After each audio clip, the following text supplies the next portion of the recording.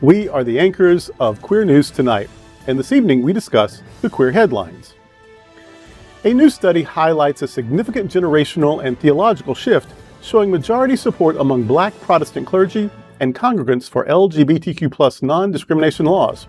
This evolving consensus bridges faith and civil rights traditions, demonstrating how Black religious leaders increasingly frame equality as an essential matter of justice.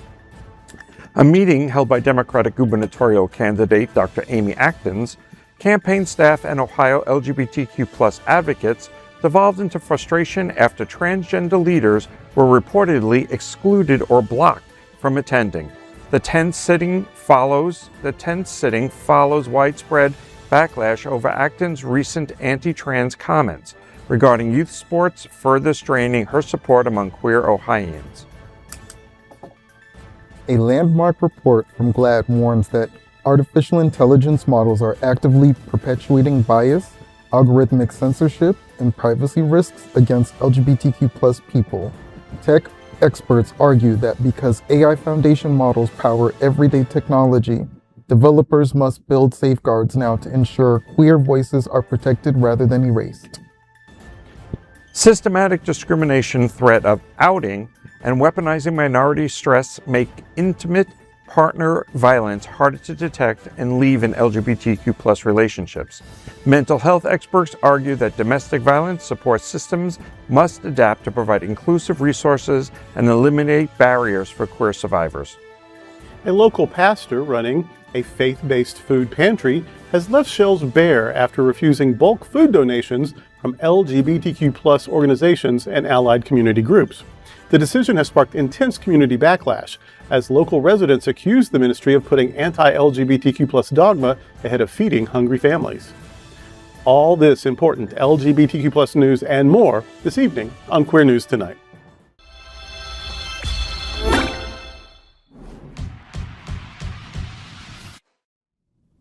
Welcome to Queer News Tonight. This is the world's first and only LGBTQ daily news television show, broadcasting live and available on demand on your favorite streaming channels. Analytics company vidIQ has certified the Queer News Tonight YouTube channel as the world's most popular LGBTQ streaming news show. Our queer stories have reached over 13 million views. We are proud that Queer News Tonight has more YouTube subscribers than any other LGBTQ brand in Florida. We thank you for watching and supporting our voice and our rainbow family. There is no other news program in the LGBTQ world like Queer News Tonight. It is Tuesday, August 4th. We are live and literally out of the closet and into the headlines. So many of your important stories we will tell this evening on Queer News Tonight.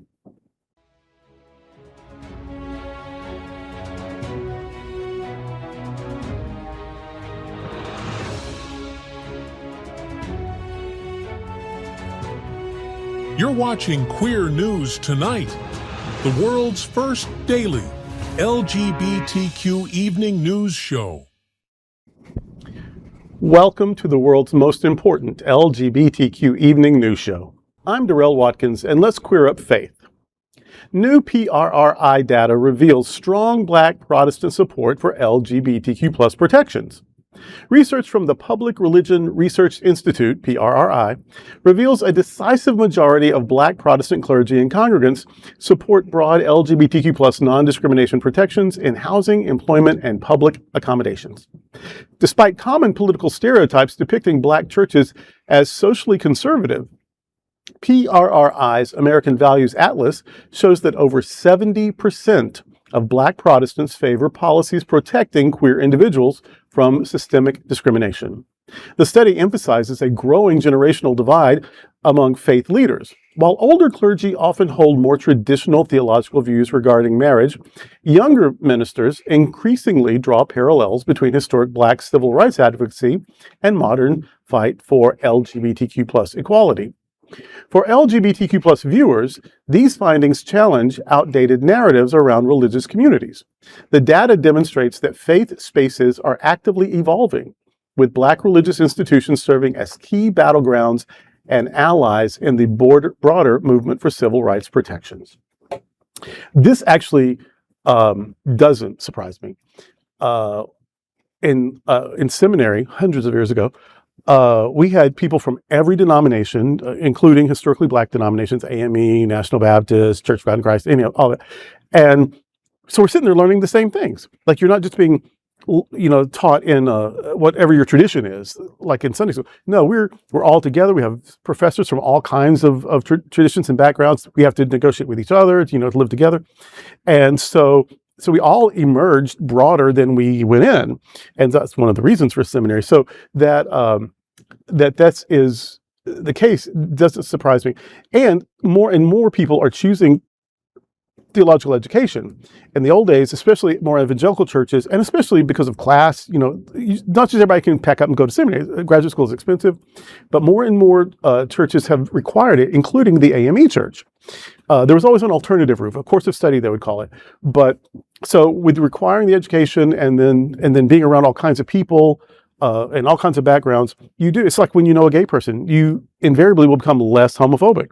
So, and also in the AIDS crisis, the Balm and Gilead was an organization that was trying to get historically black churches to talk about AIDS, and they did a lot of good work. And I think that may have actually laid the groundwork for future progressive conversations. So I'm not only glad about it.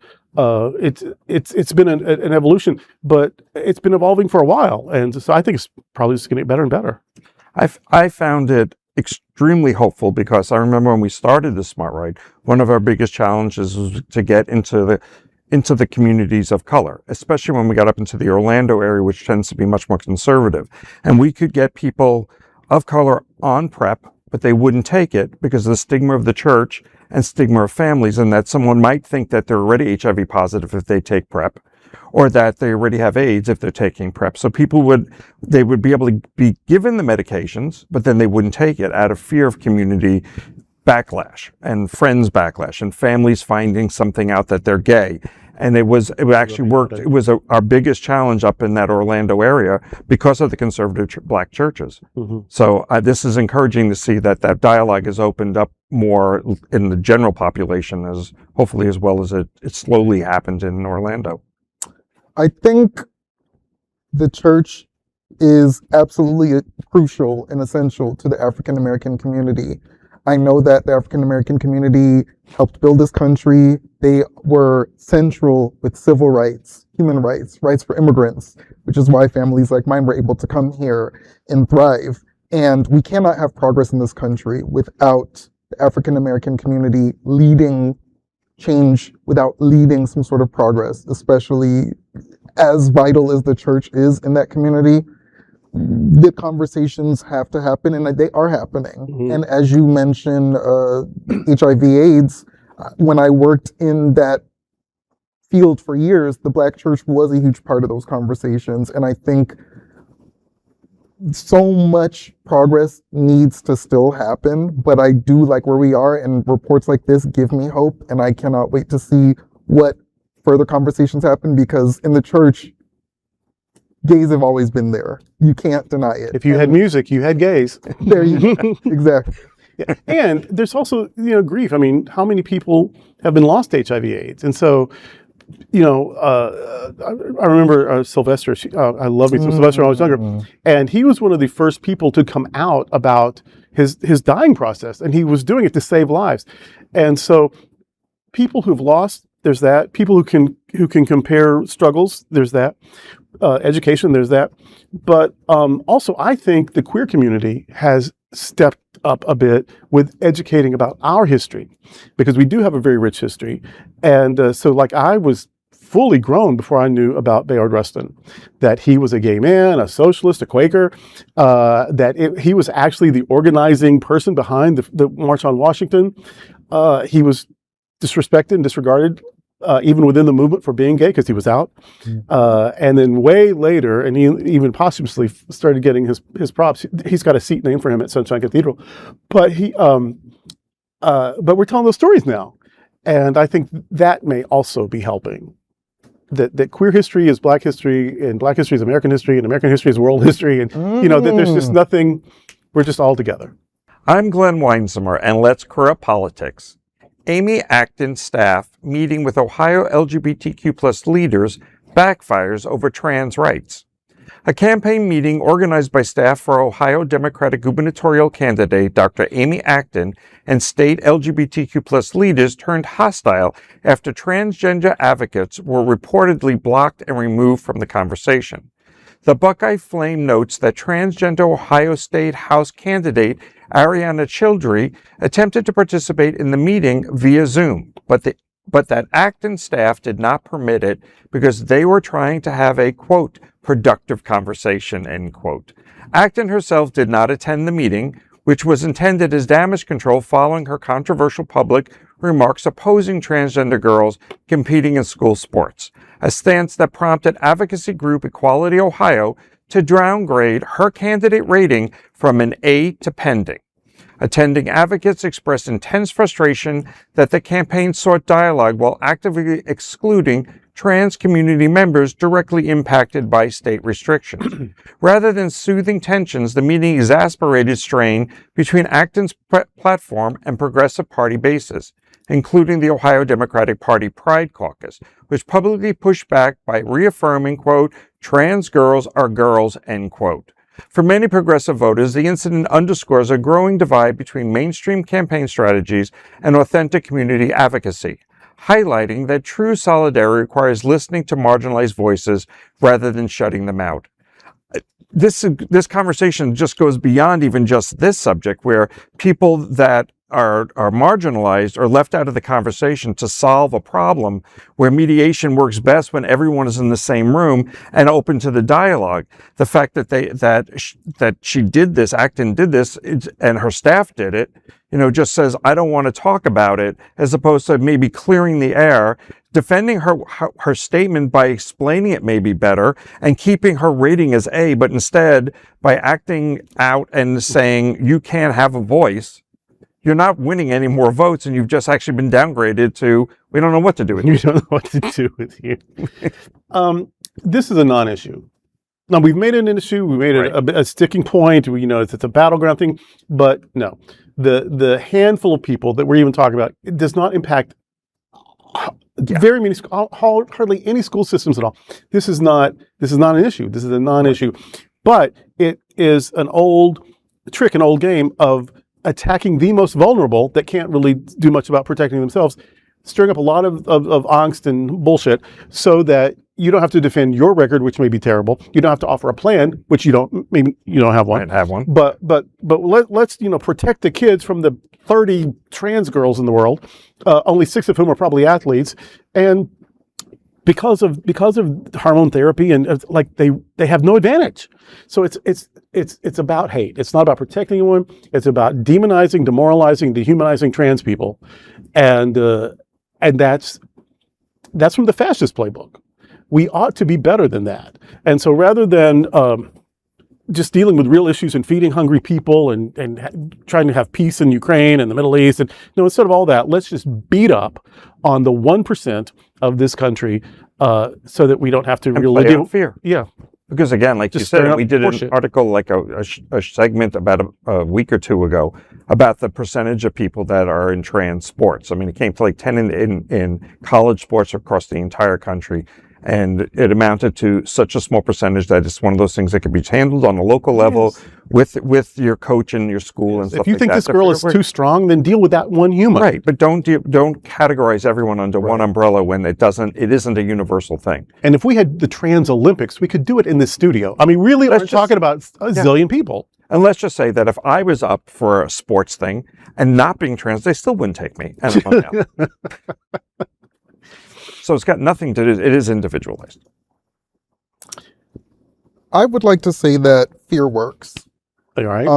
I think there has been a successful tactic to demonize trans people, and now we're deviating from real issues. Right. And we have people who are now targets. And this bait has been great because it distracts voters from holding their leaders accountable, the people that they voted for, because whether it's on a state level or the US Congress, we should be able to criticize and hold accountable the people we put in power. And trans voices must be heard and trans lives must be protected. Right. They're no different from anyone else. And I think to your point, it's this, especially with this administration, you're looking at fear and you're looking at ways that they can redirect your eyes at look at the shiny thing. Yeah. Look as over opposed to here. talking about what's really happening. And the only way that we can defeat this monster that's found its ways into our local school systems and to our local politics is to get out and vote. Yeah. You know, and how do you get more people to vote? I mean, I had this conversation this weekend about especially youth, you know, and I look at Wilton Manors and conversations that I've had with people that are younger, much younger than me, and they just don't think it's important. They don't think it affects them. So how do you get them to vote? And the conversation I had while I was down at Island House was some of it is not, you can't go to Hunter's on a Sunday night and play an advertisement telling people they need to vote. Like, just ruins the vibe. You know, it's completely, it's like a downer. If you're just in the middle of sex, someone wants to talk about their mother. You know, all of a sudden, nobody's ready to play. Right now. So what do? You know, and the conversation was like, why can't we have a Hunter's or an Alibi or some of those places subliminally put into the music? You know, you must vote. We need to vote. Our vote matters. And just do it in a way that the conversation just will naturally lead to, after a couple of weeks, where, you know, I say, you know, I was thinking about voting. What do you guys think about it? Where there's nothing pushing it. RuPaul does that at least once, maybe twice, has done recordings. Like, you could play a RuPaul song, Right. and get the message while you're, you know, Exactly. dancing or whatever. But if you go local and you go to that age group, you know, they may not be watching RuPaul. You know, she has a following, but maybe to a lot of people that are of age. That's what why do you hate me? I'm not hating you, but I just think that there's Why a you make way me feel to have old? that conversation open. And while I was at our house, they even talked about, like, maybe we need to get a drink that's called Just Vote. You know, and come up with something that's glittery. He started experimenting during dinner. The owner ran over to the bar and started making a blue cocktail and stuff. Or he's like, should it be purple? Because we don't want to actually go political. Because we want to just push the Just Vote. Because a lot of people in Key West, and unfortunately, not unfortunately, So no grenadine. but a lot of our peers, I mean, there's still a strong enough percentage of LGBT, which I don't understand, that still support Trump and support the Republican Party when it comes to Trump. So you want to get everyone to vote, because those guys are probably voting anyway if they love him.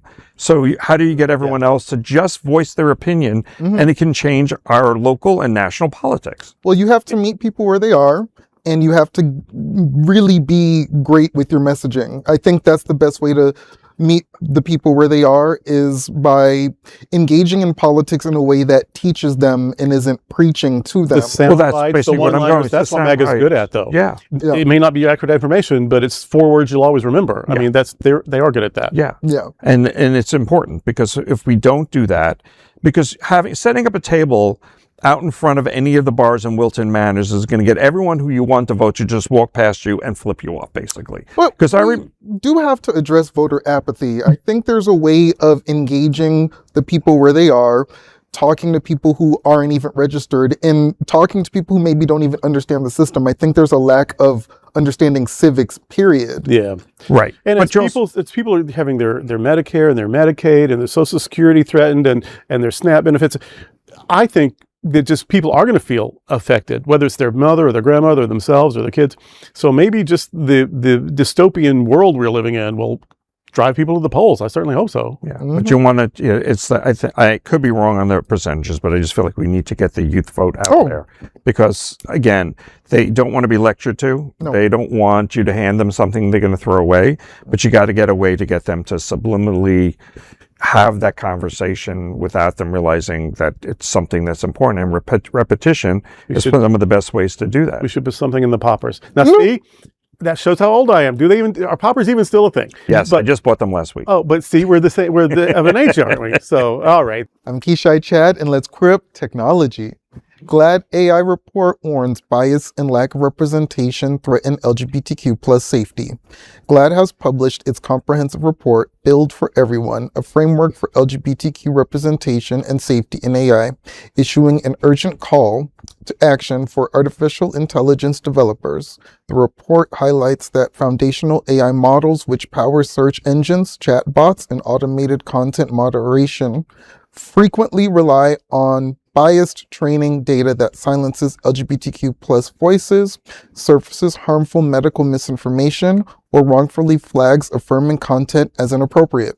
According to survey data cited in the report, 73% of LGBTQ plus adults expressed deep concern over AI-driven misinformation, while 89% of transgender adults report anxiety regarding algorithmic bias. As AI transitions from simple chatbots into autonomous agents that process real-world applicants in employment, finance, and healthcare, GLAAD warns that unaddressed bias could automate discrimination at scale.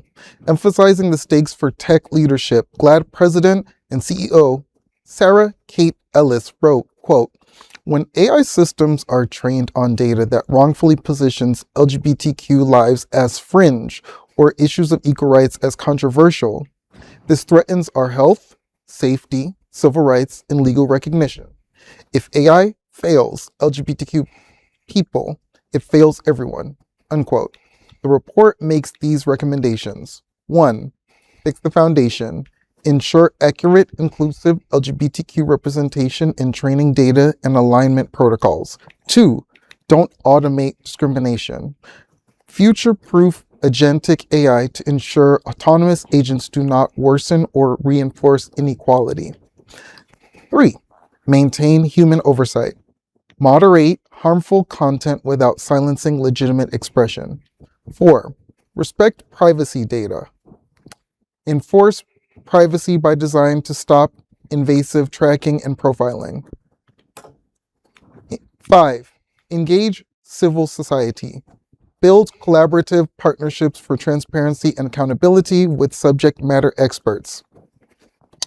So, as a very vocal non-fan of AI, I appreciate this story because, it is obviously confirmation bias for me, but I am a big believer in having autonomy. I really believe in consent, and I really believe in privacy.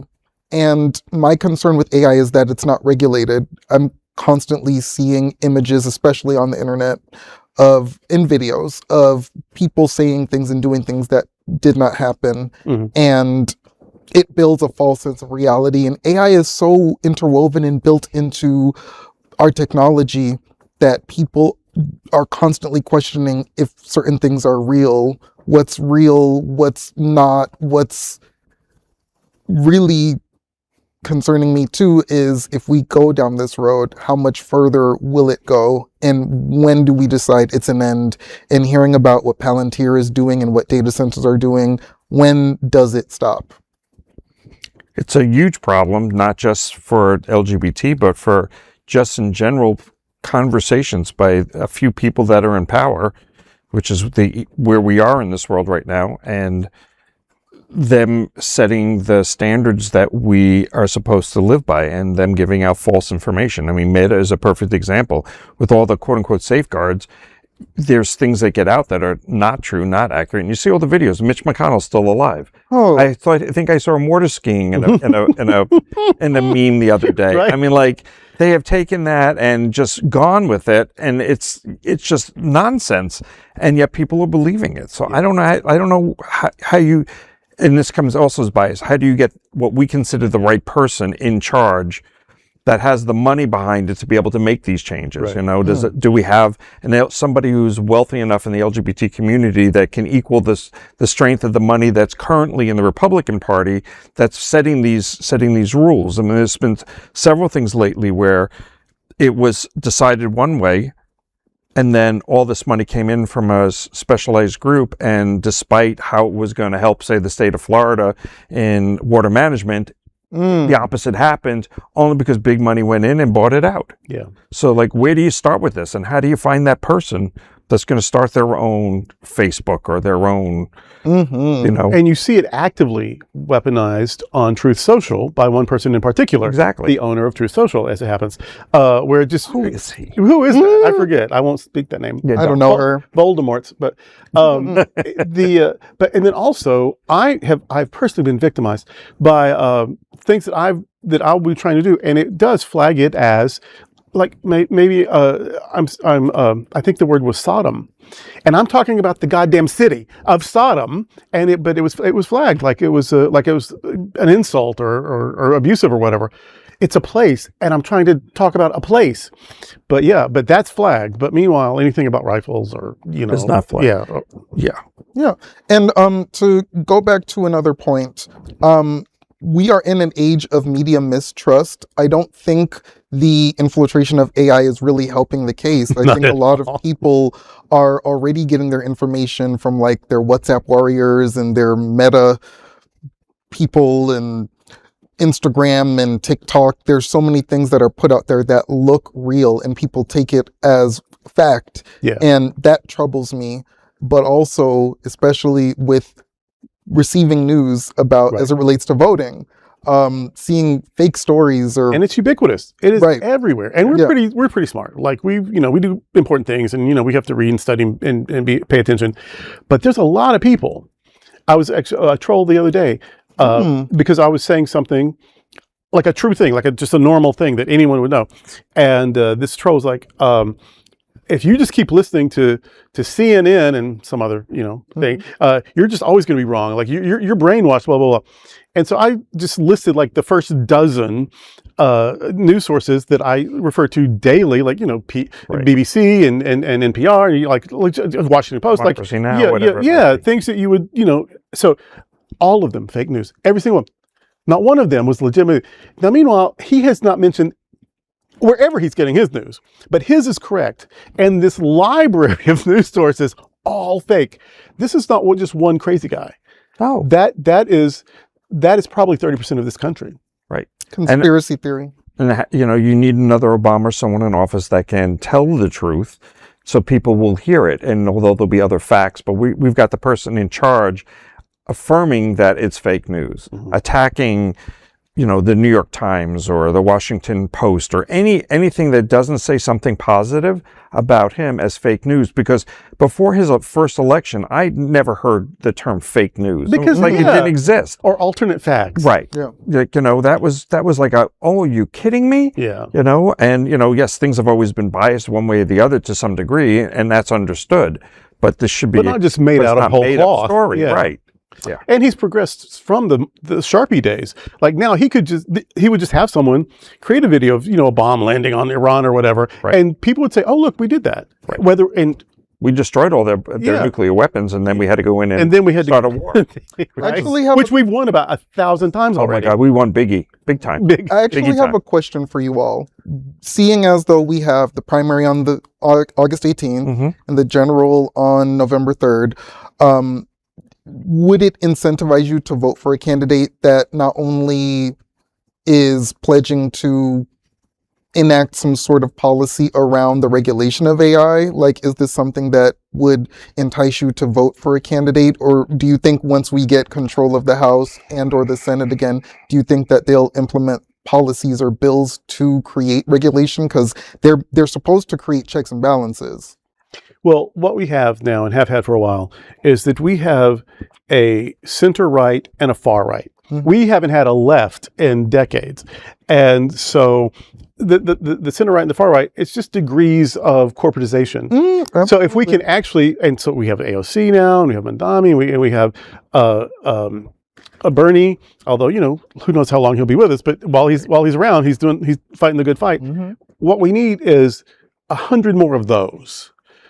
I'm not saying get away with the right. I'm not even saying get away with the center, but let's have something to be center of, and right up. So if we can get enough of these thinking and caring people, then I think that's what's going to change conversations and outcomes. Because as long as we have Republican right and Republican on steroids, we don't really have a lot of alternatives. Meanwhile, I'm always voting, and I'm always voting for, the most progressive person possible. But whatever our issue is, until we get an honest left, maybe always a minority, but enough that they can raise voices and raise hell and get noticed, until we have a legitimate left again in politics, not just around the coffee table, that's when things I think will get better. And so to answer your question, it's a issue that would be part of my decision. But there's so many issues out there that I can't say that AI would be the one factor that would cause me to vote for someone or not vote for someone. On the list, but it wouldn't be the top 4. Yeah, right. For me. Right. Because if the other issues are center or reasonable, that would carry more weight to me to be able to believe that they'll have a conversation. Because I remember the argument about Obama in his first term.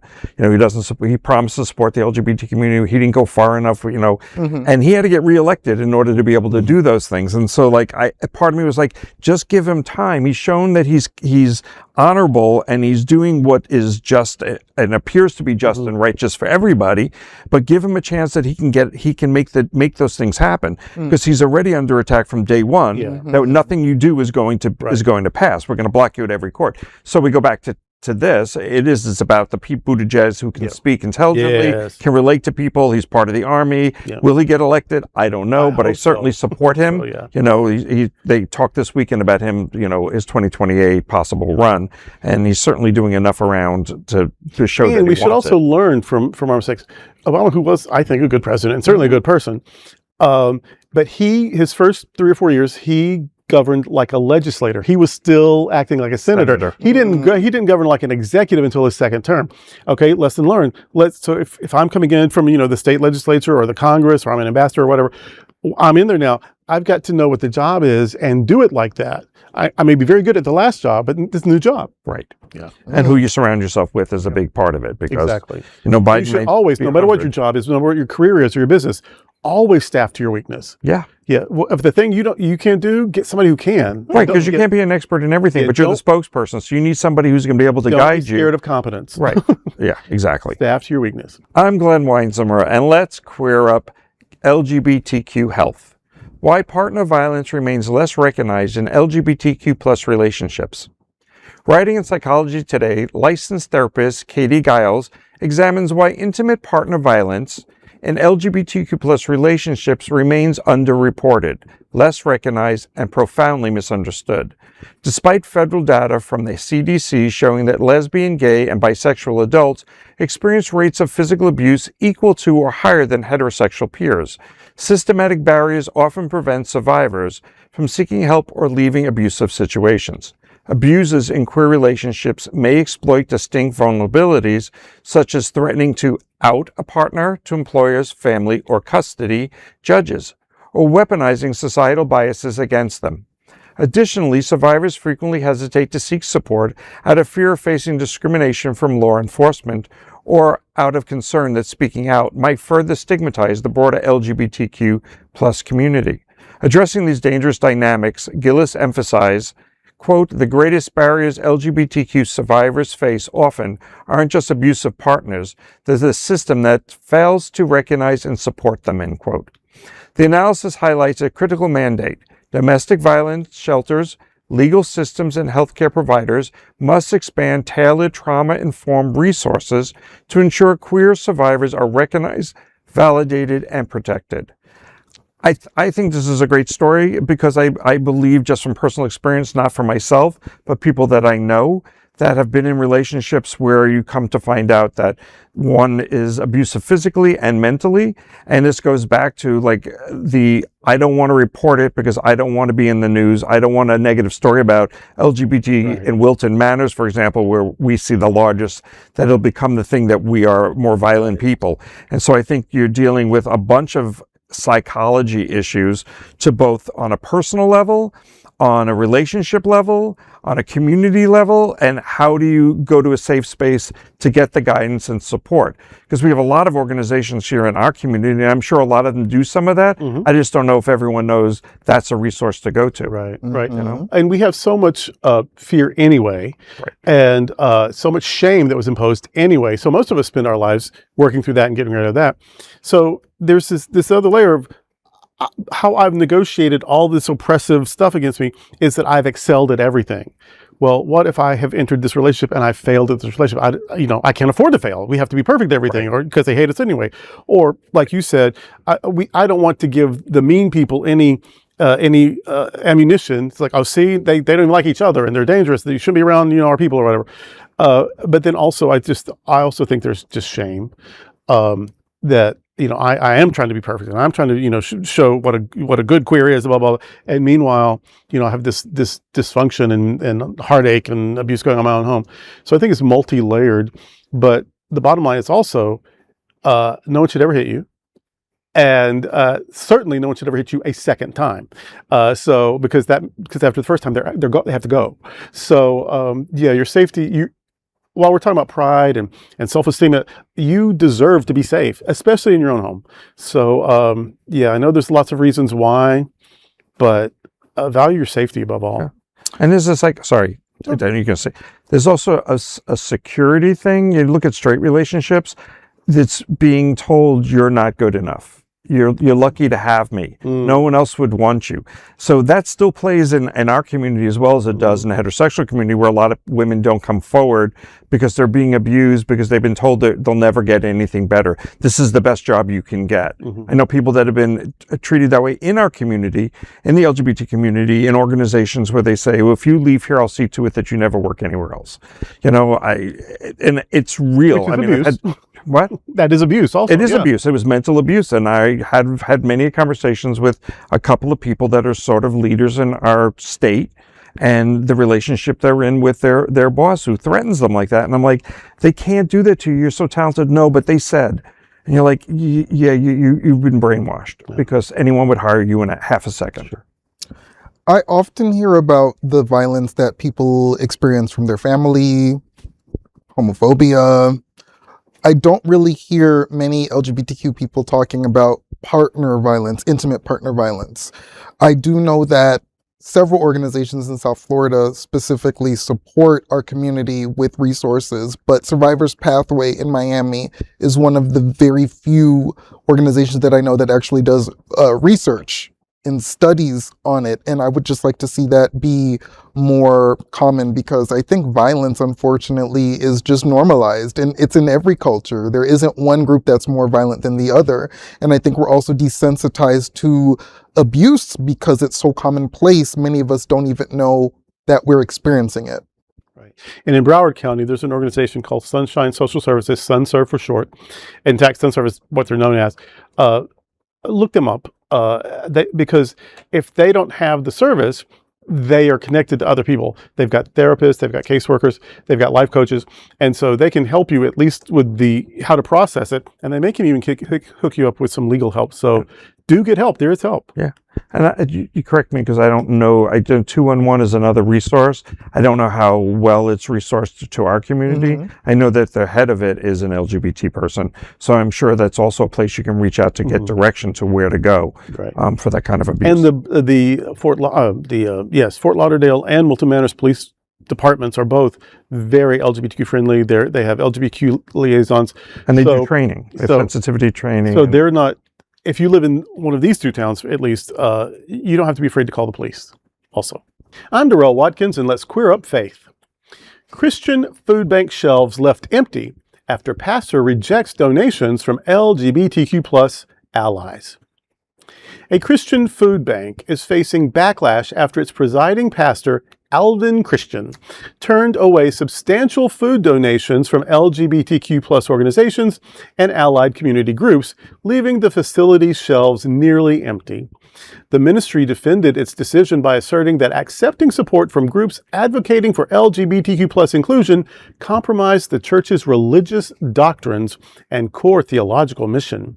The rejection comes at a time when food insecurity rates remain high across local communities, leaving families who rely on the pantry without essential provisions.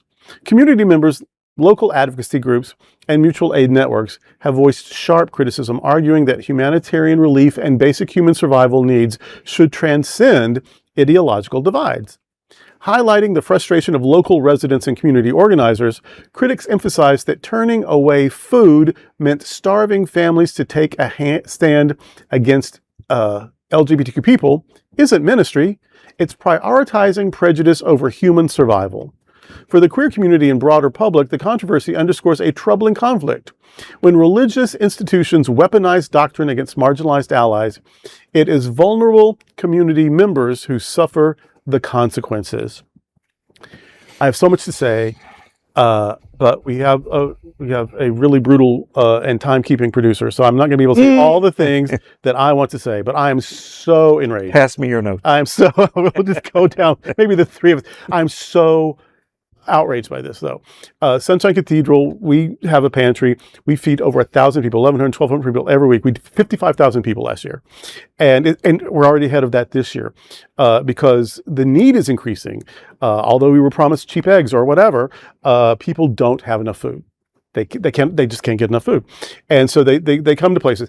And well over half of the people we serve are straight. We're a queer church feeding straight people because we don't care. We don't ask. What we care is that people not go to bed hungry, that people don't have to eat crap, just that they should actually have healthy food. They can live, healthy lives.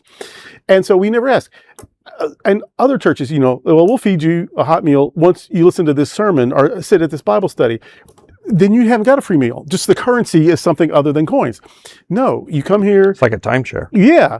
You come here at Sunshine, though, you say you need food, and you get food. You don't have to prove it. You have to give us tell us a story. If you're a college student just having a rough week that week, come get some food. So because this is our vision of ministry, I don't understand this at all. That if you don't hate the people I hate, then you can just starve.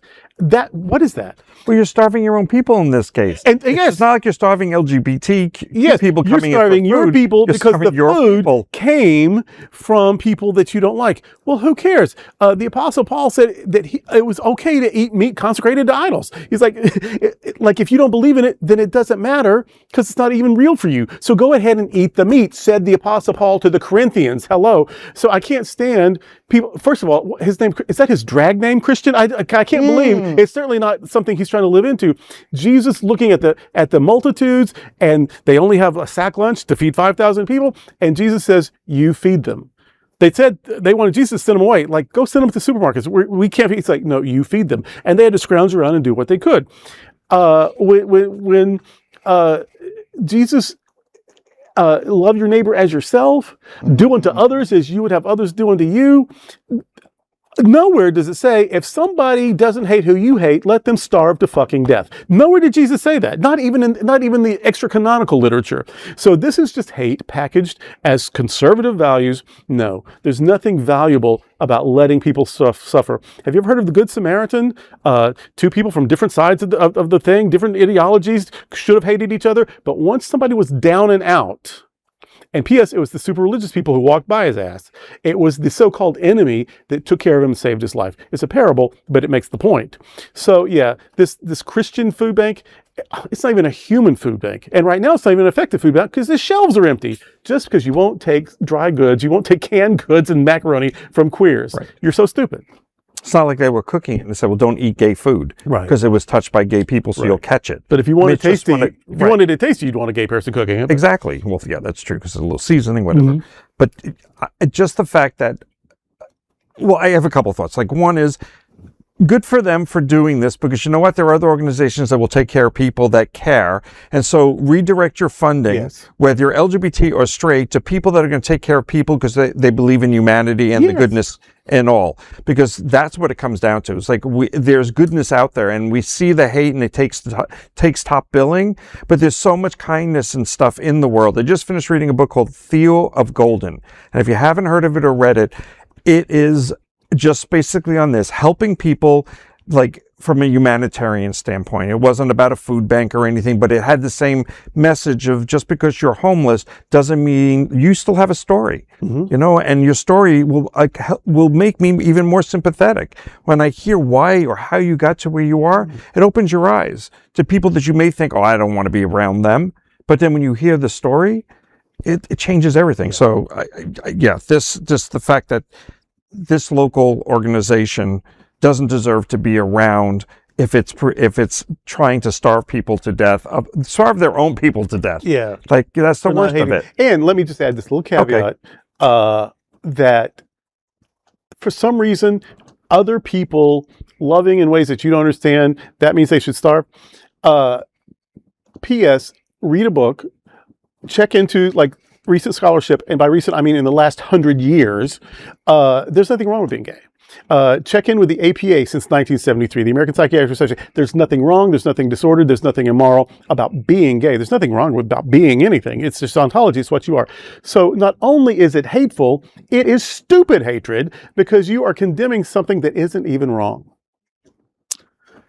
I believe in humanity first, And I think regardless of religion or faith, you have a duty to serve.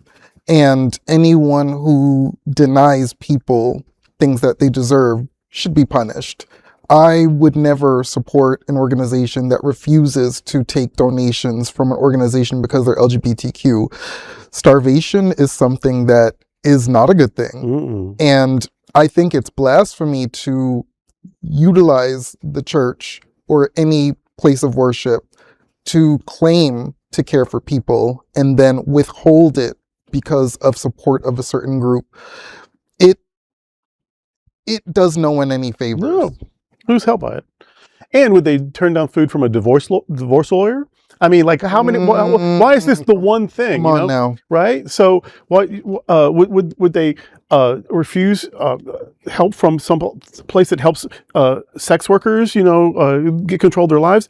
I'm not saying that all sex workers aren't. Some people do. But I'm saying if you wanted to change, right? And someone's helping. Oh, I'm not taking the sex worker helper money or whatever. Like, no, this is particular homophobia. Which is a lie. They're not scared of anything. It's homo hatred and trans loathing. And there's nothing righteous about that. Hotspots Magazine, Happening Out Television Network, is a nonprofit 501c3 media company in the same model as PBS and NPR, but created for the LGBT community. Our nonprofit mission is to support the 11 pillars of our community.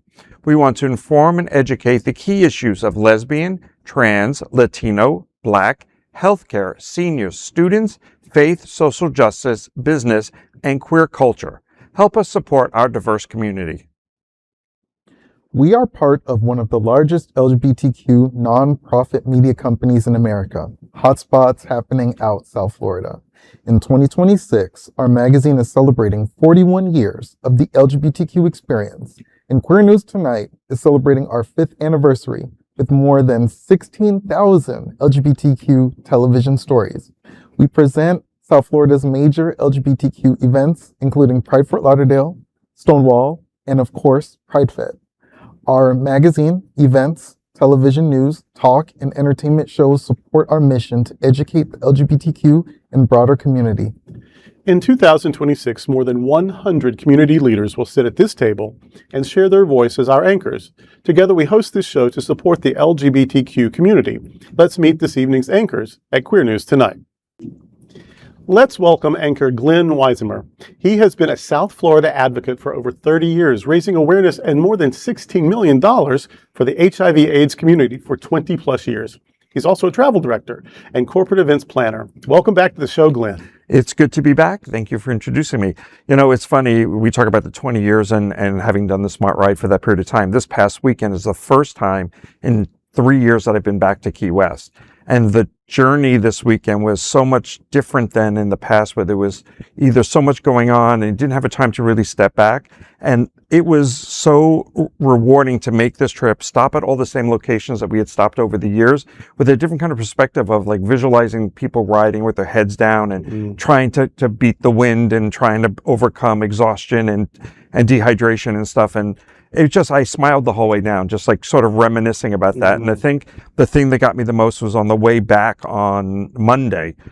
I recall that after leaving Baby's Coffee, which is like mile marker 14 or something, the very first year of the ride, someone had written in chalk, "We love you, Glen." And at that point, I just broke into tears because it was that memory of I didn't think people would show up. I didn't think that we'd make a difference and stuff. And this was the very first year, and someone took the time to get out of the car and not get killed on US 1 to put that note. And so, as much as I think they're an idiot for doing what they did, I was truly touched. So I'm happy to be here. Let's welcome anchor Kishi Chad.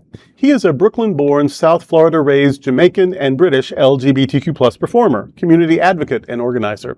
He's known for his work in mental wellness and community advocacy, particularly with organizations like the Caribbean Equality Project, prioritizing Caribbean LGBT political empowerment in Florida, often focusing on increasing voter turnout. Welcome back to the show, Kishi.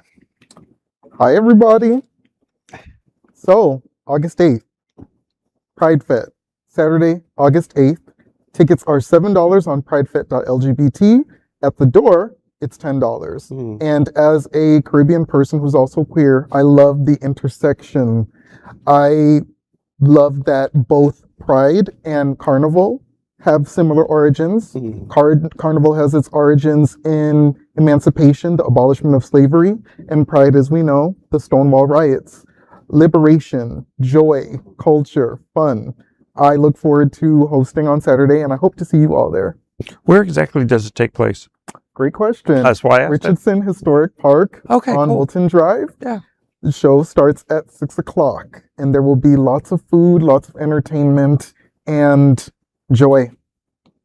Seems like if we want to protect that kind of joy, we might want to take advantage of the early voting that's starting this weekend, I think. So Yes, get your tickets, go, and also vote. absolutely. And of course, let's welcome tonight's lead anchor, Durrell Watkins. The senior minister at Sunshine Cathedral, one of the most important LGBTQ churches in the world. He is an auxiliary. Oh, I'm so sorry. We're going to start that over. Auxiliary. Auxiliary. Exhilarating. Auxiliary. And of course, let's welcome tonight's lead anchor, Durrell Watkins, the senior minister at Sunshine Cathedral, one of the most important LGBTQ churches in the world. He is an auxiliary bishop of the Global Justice Institute and the current president of the Divine Science Federation. Welcome back to the show, Bishop Durrell. I love being here. I always love being here. And I want to do a little plug, a little self-promotion here. Not for me, but for the church. For last month, I did a preaching series on basically Broadway musicals, and it went really great.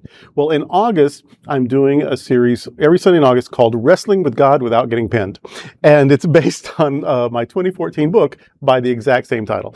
And so it's a way of talking about wrestling with our faith instead of just accepting whatever creedal or dogmatic thing we were handed, and maybe coming up with our own conclusions, maybe getting a few bruises along the way, but it's certainly worth it. So, what's wrong with being pinned down? well, who said wrong? You said without being without pinned. getting pinned. Yeah. Well, it depends on what kind of wrestling you're into. When we're doing escape convict and the warden's wife at home, yeah, pinning is good. But whatever. So anyway, it's a series all month long, and we'd love for you to join us in person or online. These are today's headlines from Queer News Tonight. Our anchors represent the best of our LGBTQ family. If our community is important to you, share this news with your friends and family. Don't forget to join the conversation on your favorite streaming platform. Queer News Tonight is the only live LGBTQ digital television show in the world that is out of the closet and into the headlines. We need your support. If our community is to grow and then thrive, we must tell our stories and bring them to the attention of the broader world. This is the only place in the world that tells these types of LGBTQ stories in motion and sound. That is the passion of Hotspots Magazine, Happening Out Television Network, and Queer News Tonight. I'm your anchor, Durrell Watkins, and I thank you for joining us on behalf of my fellow LGBTQ anchors here at Queer News Tonight, Glen Weinzimer and Kishi Chad. We'll see you daily at 8 p.m. To our LGBTQ+ world, we wish you a good night.